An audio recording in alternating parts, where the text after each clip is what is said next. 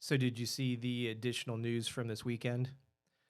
We had the return of Live PD, now known as Live Patrol. I think A&E or the production company wants to stay away from things related to police. So, for whatever reason, calling it Patrol makes it a little less a target, I would say. But anyway, I digress. So, just like its predecessor, it would follow deputies and police officers on various calls for service. And on occasion, you'd get the canine handler to come out, whether it be for a track or, in this case, from this weekend, a deployment for a vehicle sniff.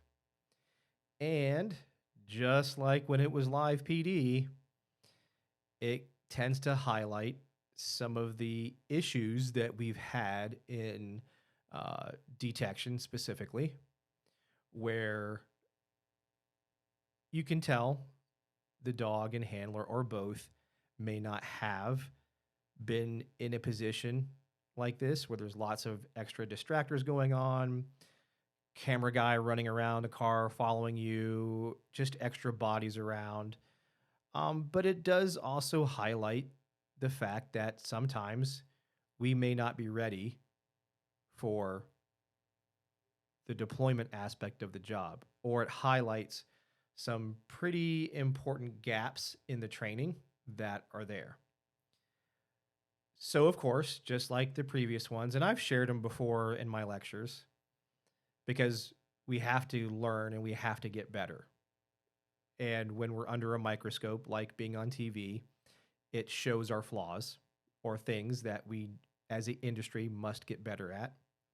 So in this case, that's what we see is the team had a little bit of a struggle. And that struggle, for those who didn't get to see it, I'm not going to share it here.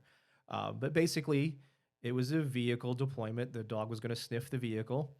The dog was very into the handler. The dog was really into the handler, really engaging with the handler. It looked like, potentially maybe the dog just wanted to go play.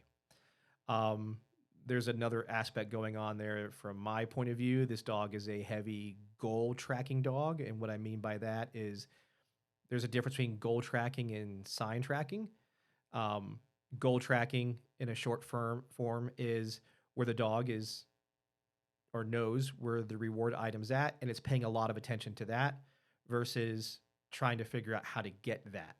So in this case, it was going, and this is just my opinion based on what I saw, which is the dog looking at the handler a lot. And the handler did its best to redeploy the dog to sniff the car on a few different attempts around the vehicle.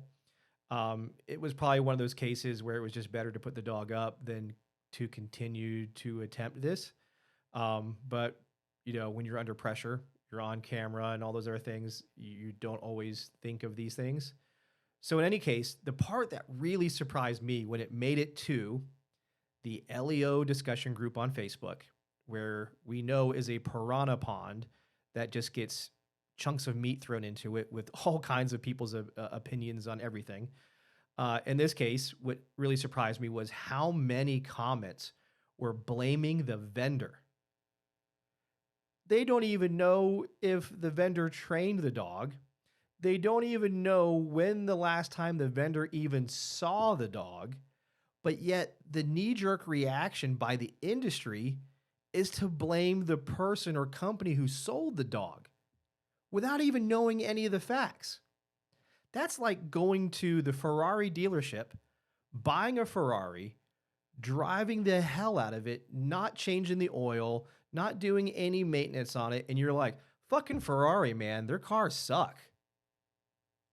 At what point does a handler, agency, or unit trainer have the responsibility? At what point as an industry should our reaction be, where is the accountability of this team?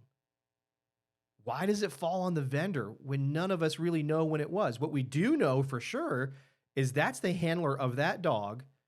If they're deploying on a vehicle sniff, that means they're certified. There needs to be some responsibility And the vast majority of looking at it needs to be looked at from the point of view of why is this team struggling? How can we help them as an industry instead of pointing the finger at the vendor as the most common answer? Obviously, there also needs to be a higher level of accountability on us as a profession to say we need to do things better. And another example I'll give is the training routines. So often, I've done this for a long time now. We're almost at 30 years.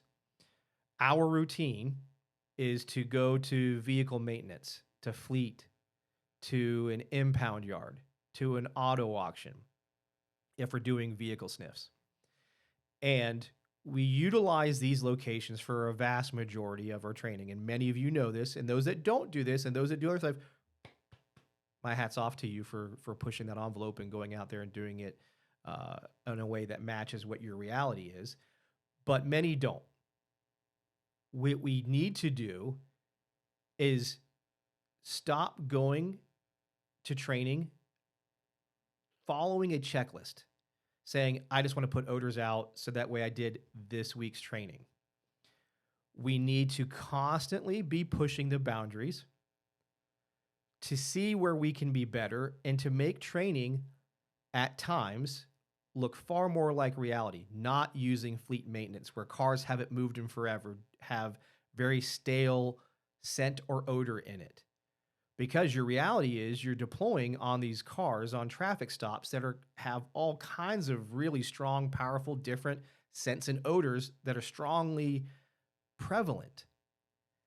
And if your dog hasn't seen this before, it could get highly distracted. And or, in this case particularly, there's lots of distractions around.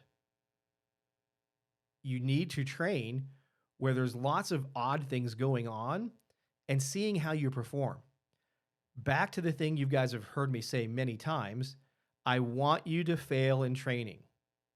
Failing in training is the safe place to fail.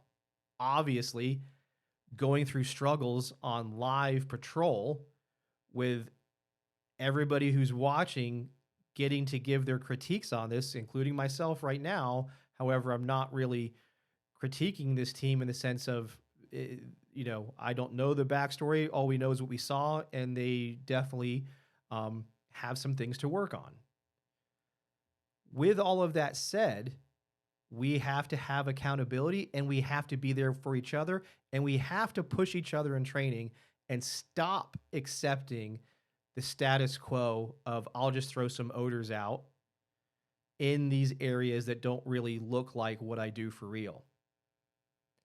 Various stages of training obviously have a isolated type condition, but in other phases of training, if you are out there and you're working and you're deploying your dog on real things, you should have elements of training that look a lot like what you do for real. And if you're not, you need to re-examine that.